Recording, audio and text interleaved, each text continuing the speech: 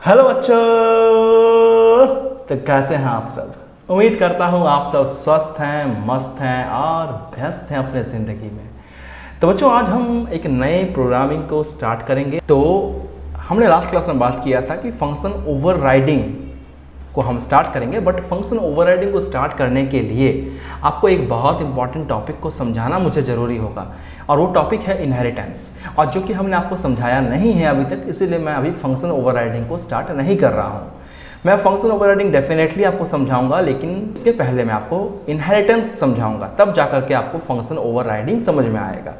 तो इसीलिए आज हम एक प्रोग्रामिंग को करने वाले हैं जिसमें आप फंक्शन को, जो हम लोग फंक्शन पढ़े हैं, उसको और बेहतर तरीके से आप समझ पाओगे। तो without wasting our time, let's start.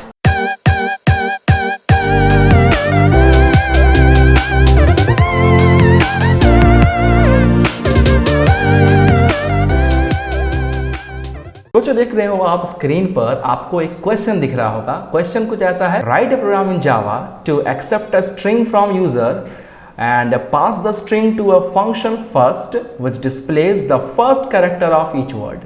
यानी आपको क्या करना है, एक स्ट्रिंग एक्सेप्ट करना है और उस स्ट्रिंग को पास करना है अपने फंक्शन में, और फंक्शन का नाम होने वाला है फर्स्ट, और उसके अंदर में जो पैरामीटर लिस्ट होगा वो होगा string str and which displays the first character of each word। तो जो आप स्ट्रिंग को एक्सेप्ट करोगे, ये फंक्शन क्या करेगा, उस स्ट्रिंग के एक एक कैरेक्टर को, मतलब पहले कैरेक्टर को एक्सट्रैक्ट करके आपको प्रिंट करेगा। कुछ ऐसे, जैसे कि आप मान लीजिए कंप्यूटर एप्लीकेशन स्टोर किए हो, तो आपको कंप्यूटर का C और एप्लीकेशन का A प्रिंट कर देगा। तो सबसे पहले इसका थ्योरी समझेंगे, इसके पीछे के होने वाले लॉजिक्स को समझेंगे, उसके बाद इसे हम ब्लूजे के हेल्प से एग्जीक्यूट करेंगे। तो बच्चों, जैसा कि आपको क्वेश्चन दिखा अभी, तो उस क्वेश्चन को सॉल्व कैसे करेंगे इसे समझना पहले ज़रूरी है। उसके बाद हम लोग उसको ब्लूजे के हेल्प से रन भी करेंगे, एग्जीक्यूट भी करेंगे, सारी चीज़ें होंगी। बट उसके पहले हम यहाँ समझेंगे कि उसके पीछे का लॉजिक हम किस तरह अप्लाई करने वाले हैं। ठीक है, चलो मान लो तुम्हारे पास एक स्ट्रिंग है, सपोज एक स्ट्रिंग तुम्हारे पास स्टोर है कंप्यूटर एप्लीकेशन। ठीक है, कंप्यूटर एप्लीकेशन, और इस स्ट्रिंग का जो पहला कैरेक्टर है C और A, इसे तुम्हें प्रिंट करना है। ठीक है, तो तुम्हें क्या करना होगा उसके लिए? सिंपल है कि हमें सबसे पहले ये पता करना ज़रूरी है कि हमें किस वर्ड का पहला कैरेक्टर लेना है। पहले तो पता होना ये ज़रूरी है कि किस वर्ड का पहला कैरेक्टर हमें चाहिए। तो शुरू वाला जो वर्ड है कंप्यूटर, इसको पहचानना ज़्यादा मुश्किल नहीं है क्योंकि ये पहला वर्ड है, लेकिन ये वर्ड कहाँ ख़त्म हो रहा है और इसके बाद कौन सा नया वर्ड स्टार्ट हो रहा है, कहाँ से स्टार्ट हो रहा है, ये पता करना बहुत ज़रूरी है। तो ये बात कैसे मालूम करेंगे हम कि इस स्ट्रिंग में नए नए वर्ड कहाँ से स्टार्ट हो रहे हैं, ये कैसे पता करें? यहाँ दो वर्ड है, मान लीजिए एक आदमी ने, एक यूज़र ने एक लंबा सा सेंटेंस स्टोर कर दिया जहाँ पर 5-6 वर्ड है। वहाँ हम कैसे पता करेंगे कि नया वर्ड कहाँ से स्टार्ट हो रहा है? बिल्कुल, तो इसके लिए हमें एक छोटा सा लॉजिक यूज़ करना होगा। हमें देखना होगा कि नया वर्ड शुरू होने के पहले कौन सा लैंडमार्क है। लैंडमार्क मतलब पहचान करने का कोई चीज़। तो हमें दिख रहा सर कि जो नया वर्ड स्टार्ट हो रहा है उसके पहले स्पेस है, यानी पुराने वर्ड, पहले वर्ड और दूसरे वर्ड के बीच में क्या है, स्पेस है। यानी स्पेस मिला तो समझ जाना है कि इसके बाद क्या होगा, एक नया वर्ड स्टार्ट होने वाला है। तो यही हमारा सबसे इम्पॉर्टेंट लॉजिक होने वाला है आज इस क्वेश्चन के लिए। तो यही सबसे इम्पॉर्टेंट लॉजिक है इस क्वेश्चन का। तो यहाँ पर तो हमको दिख रहा है कि सर कंप्यूटर के बाद स्पेस है तो नया वर्ड हमको मिला, लेकिन क्या कंप्यूटर के पहले कोई स्पेस है? क्योंकि हमने कोडिंग करनी है। ठीक है, कोडिंग हम कर देंगे। अब जावा तो हमारे इंस्ट्रक्शन के ऊपर काम करेगा, है ना। हम जिसके अकॉर्डिंग प्रोग्रामिंग करेंगे वही अकॉर्डिंग मेरा एग्जीक्यूशन होगा। हम बोलेंगे भाई नया स्पेस आया तो नया वर्ड स्टार्ट होगा और उसका तुम्हें पहला कैरेक्टर लेना है, ये मेरा इंस्ट्रक्शन है। लेकिन कंप्यूटर के पहले तो कोई भी स्पेस नहीं है, इसका मतलब कंप्यूटर को वर्ड नहीं मानेगा। बात समझ रहे हो ना। तो मुझे क्या करना होगा, कंप्यूटर के आगे में भी कहीं ना कहीं स्पेस लगाना होगा, तब ना जावा समझेगा कि हाँ भाई ये भी एक वर्ड है।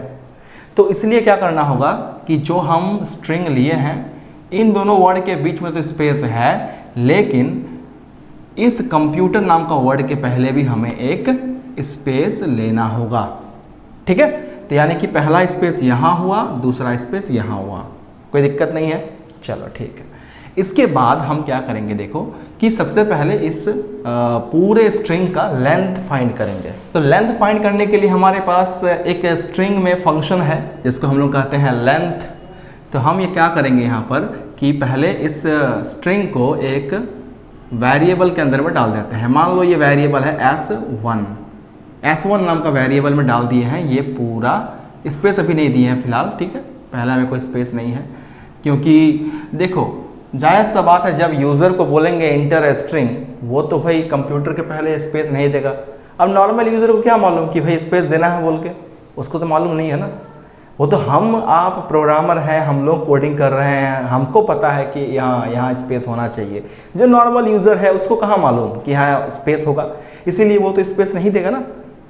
तो अब यहाँ स्पेस जब नहीं है तो खुद से कैसे स्पेस डालेंगे, हम उसके बारे में बता रहे हैं। देखो आगे, तो सबसे पहले क्या करेंगे, हम इस जो पूरा स्ट्रिंग है इस स्ट्रिंग के आगे में कैसे स्पेस को एंटर करेंगे वो देखो। तो ये मेरा एक वेरिएबल है स्ट्रिंग टाइप का, स्ट्रिंग S1। मैं एक और वेरिएबल ले लूँगा स्ट्रिंग S, जिसके अंदर में हम शुरू में एक स्पेस डाल देंगे। शुरू में एट द फर्स्ट टाइम हम यहाँ पर एक स्पेस डाल देंगे, मतलब इस S नाम के वेरिएबल के अंदर में एक स्पेस है, S1 के अंदर में ये पूरा स्ट्रिंग है। इसके बाद क्या करेंगे, S equal to S plus S1। मतलब क्या होगा, मतलब ये कि S के अंदर में तो स्पेस है तो पहले एक स्पेस आएगा और उसके बाद क्या जोड़ रहे हैं इसके साथ, तो S1 का वैल्यू क्या है, तो S1 का वैल्यू है कंप्यूटर एप्लीकेशन। बात समझ आ गया, लॉजिक कहाँ हम यूज़ किए हैं।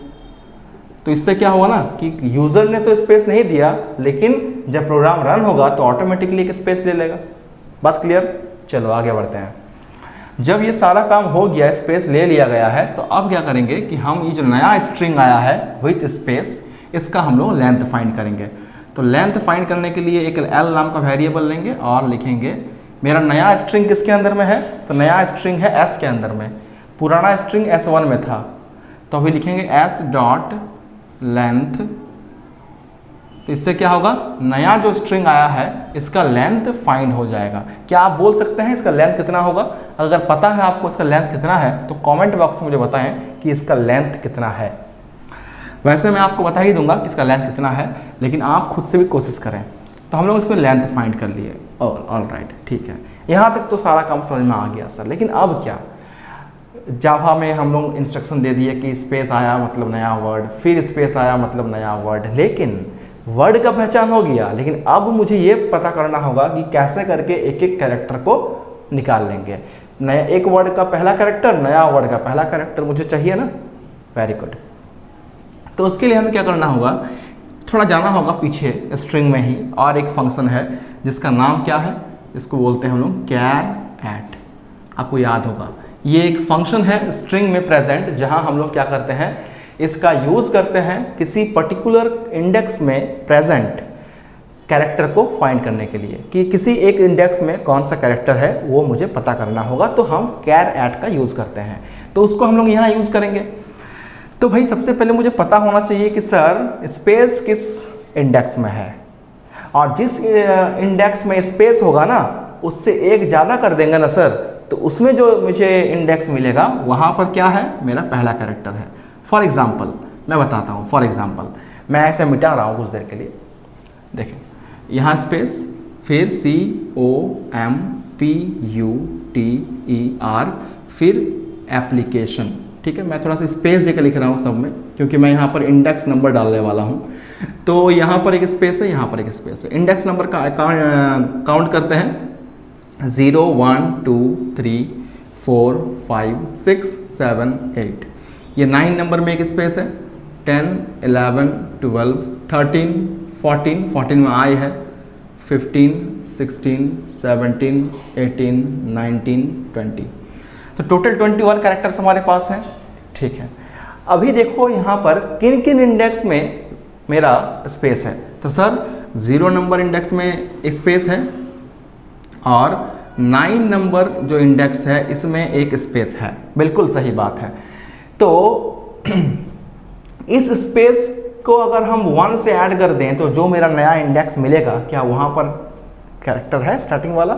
बिल्कुल। वैसे ही अगर देखें कि यहाँ 9 नंबर में जो इंडेक्स है उसमें जो स्पेस मिला है, क्या उस 9 से एक ज़्यादा करने पर जो कैरेक्टर है, क्या वो मेरा नया वर्ड का पहला कैरेक्टर है? बिल्कुल है। यानी मुझे दिमाग में ये रखना होगा कि स्पेस मिला मतलब नया वर्ड, और स्पेस जिस इंडेक्स में है उससे एक ज़्यादा करेंगे तो मुझे उस वर्ड का कैरेक्टर मिल जाएगा। यही मेरा सबसे बड़ा लॉजिक है इस प्रोग्राम का। तो ये चेक करेंगे कि कहाँ पर मेरा स्पेस है, कहाँ पर नहीं है। इसको करने के लिए क्या करेंगे सर? तो इसको करने के लिए हम एक लूप का यूज़ करेंगे। For int i equal to 0 से शुरू करेंगे क्योंकि मेरा इंडेक्स नंबर 0 से शुरू होता है। i लेस देन कहाँ तक चलेगा सर? तो l से छोटा लेंथ तक चलेगा मेरा, और i प्लस प्लस। ये हो गया मेरा लूप। इस लूप के अंदर हम करेंगे क्या? तो इस लूप के अंदर में सबसे पहले ये मुझे पता करना होगा कि किस इंडेक्स में स्पेस है। तो हम यहाँ पर लिख रहे हैं कैर, मान लीजिए c इक्वल टू, c एक वेरिएबल है कैरेक्टर टाइप का, equal to s dot char at i। इसका मतलब क्या हुआ कि i का वैल्यू जब 0 होगा तो यहाँ पर आएगा 0। तो यहाँ जो कैर एट 0 मतलब क्या होगा कि कैर एट फंक्शन एग्जीक्यूट करेगा और चेक करेगा कि 0 नंबर इंडेक्स में कौन सा कैरेक्टर है। तो 0 नंबर इंडेक्स में स्पेस है, तो ये स्पेस कहाँ आ जाएगा? इस सी के अंदर में स्पेस आ जाएगा। ठीक है, चलो आगे। इसके बाद हम चेक करेंगे कि इफ़ ये जो सी है इसके अंदर में क्या स्पेस है। हमको ये चेक करना है। जैसे मुझे इंडेक्स मिला तो मुझे चेक करना होगा कि उस इंडेक्स में जो कैरेक्टर है उस कैरेक्टर को हम कंपेयर करेंगे, क्या वो स्पेस के बराबर है। अगर स्पेस के बराबर है दैट मीन्स क्या? सिंपल, मुझे नया वर्ड मिल गया।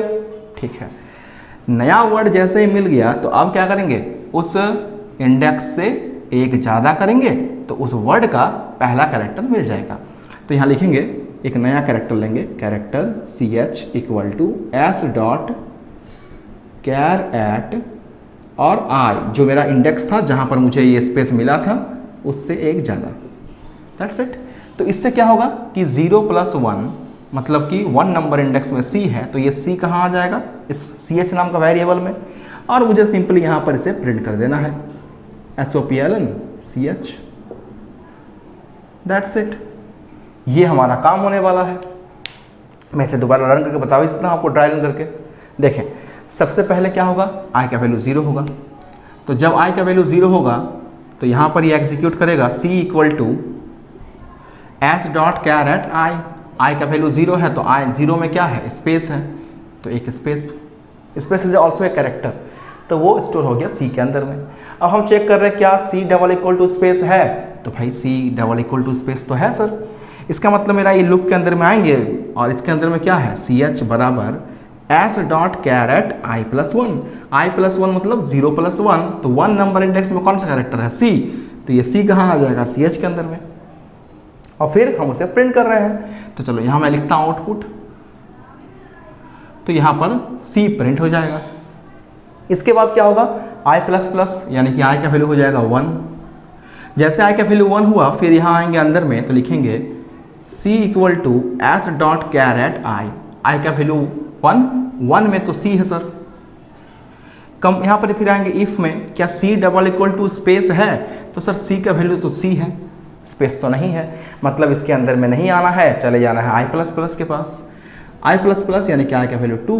और फिर से हम आएंगे इस लूप के अंदर में जहाँ लिखा हुआ है c equal to s dot char at i का वैल्यू 2 है, तो 2 नंबर इंडेक्स में क्या है? o है, तो c के अंदर में o आ गया। फिर कंपेयर करेंगे, क्या c double equal to space है? Sir c double equal to space नहीं है, c के अंदर में तो o है। इस तरह से बढ़ते बढ़ते कहाँ तक जाएगा किसी को मालूम है? ये बढ़ते बढ़ते i इक्वल टू 3 में भी नहीं होगा, i इक्वल टू 4 में भी नहीं होगा, i इक्वल टू 5 में भी नहीं होगा, इस तरह से i इक्वल टू 6 में भी नहीं होगा, i इक्वल टू 7 में नहीं होगा, i इक्वल टू 8 में भी नहीं होगा। लेकिन जैसे ही i का वैल्यू 9 होगा तो वैसे ही हम दोबारा एग्जीक्यूट करेंगे इसको, c equal to S dot char at i का वैल्यू 9 है, 9 में एक स्पेस है तो ये स्पेस आ गया इसके अंदर। अब यहाँ पर लिखा हुआ है if c double equal to space, तो ऑब्वियस सी बात है c के अंदर मतलब स्पेस है तो यहाँ भी स्पेस मिल गया, तो ये कंडीशन ट्रू, तो हम इस लूप के अंदर में आएंगे। यहाँ एक कैरेक्टर है ch, तो ch इक्वल टू क्या होगा s dot char at i plus 1, i का वैल्यू 9, 9 प्लस 1 10, 10 में क्या है a, तो ऑब्वियस सी बात है इस ch नाम के वेरिएबल के अंदर में a स्टोर हो जाएगा और फिर हम उसे प्रिंट कर देंगे, यानी लाइन चेंज होगा, ऑब्वियस सी बात है क्योंकि एलन लिखे हैं तो c के नीचे में a प्रिंट हो जाएगा। इसके बाद फिर लूप एग्जीक्यूट होगा, यहाँ लूप बंद नहीं होगा, लूप तो लास्ट तक एग्जीक्यूट होगा, i इक्वल टू फिर 10 होगा, i इक्वल टू 11 होगा, इस तरह से ये बढ़ते बढ़ते बढ़ते बढ़ते i इक्वल टू 20 तक जाएगा। बात क्लियर हुआ? तो इस तरह से हमारा ये सारा काम जो है वो होने वाला है और इस तरह से हमें कोई भी इस तरह का स्ट्रिंग मिलेगा मुझे, चाहे 2 वर्ड का हो, 3 वर्ड का हो, 5 वर्ड का हो, 10 वर्ड का हो, कितना भी लंबा स्ट्रिंग हो, हम उस स्ट्रिंग के पहले कैरेक्टर को एक्सट्रैक्ट करके लिख सकते हैं। तो अब मैं इसी सेम प्रोग्राम को आपको ब्लूजे के हेल्प से अपने लैपटॉप पर एग्जीक्यूट करके दिखाऊंगा, जहां पर हम इसे रन करेंगे और रियल टाइम कुछ वैल्यूज़ को फीड करके चेक करेंगे कि ये जो लॉजिक है ये काम कर रहा है कि नहीं। तो चलिए चलते हैं ब्लूजे के स्क्रीन पर। जैसे कि आप लोग देख रहे हैं हम लोग आ चुके हैं अपने ब्लूजे के स्क्रीन पर और यहाँ हमने आपके लिए ऑलरेडी इस प्रोग्राम को बना के रखा हुआ है। तो मैंने उसका नाम दिया है चेक अपने क्लास का।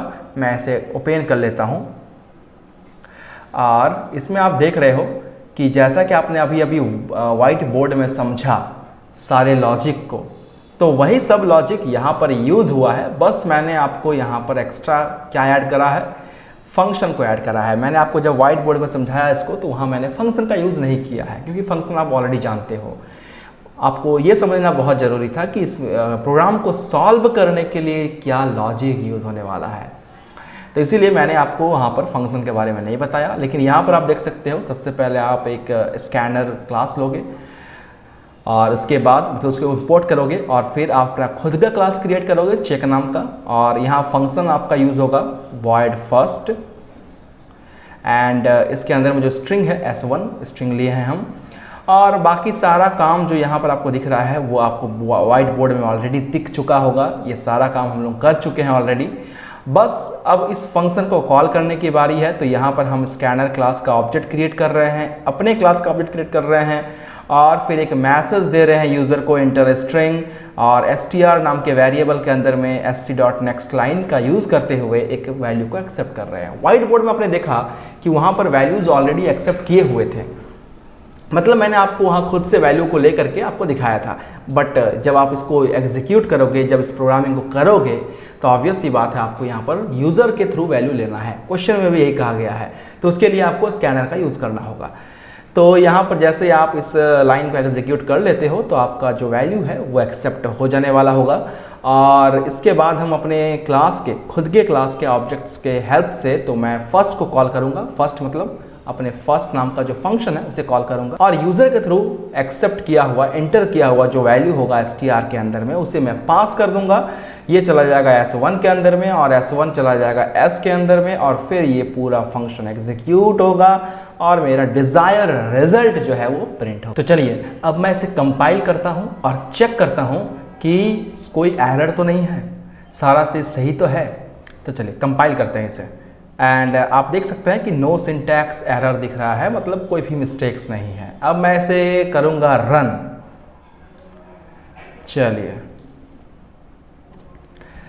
तो आप देख रहे हैं कि आपके सामने दिख रहा है एक मैसेज इंटर स्ट्रिंग। मैं वही स्टेटमेंट यहाँ एंटर करने वाला हूँ जो कि मैंने आपको वाइट बोर्ड में समझाते टाइम बताया था।